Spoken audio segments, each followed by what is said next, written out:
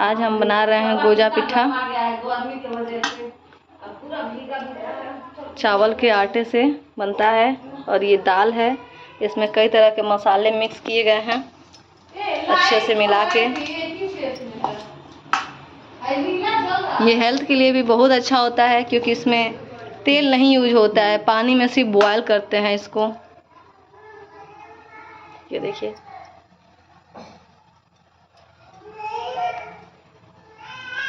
यहाँ देखिए हमारा स्टीम के लिए पानी तैयार हो रहा है। अब इसी पे रखेंगे।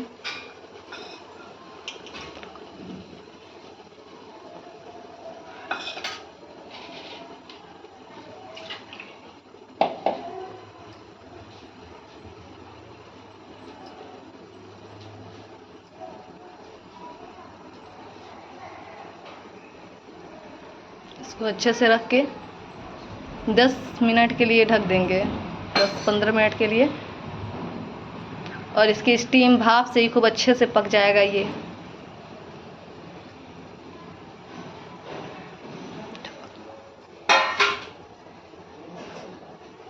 बस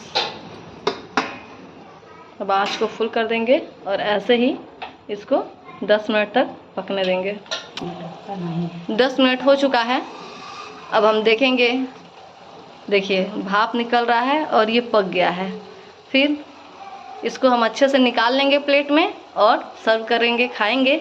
अगर आप चाहें तो इसको थोड़ा सा तेल में भी फ्राई कर सकते हैं। ये हमारे गोजा पिठा, इसे हम लोग लोकल भाषा में कहते हैं, एकदम तैयार है। तो ये वीडियो कैसा लगा आप कमेंट करके ज़रूर बताइएगा। क्या आपने भी ये खाया है, इसको भी कमेंट करके बताइएगा।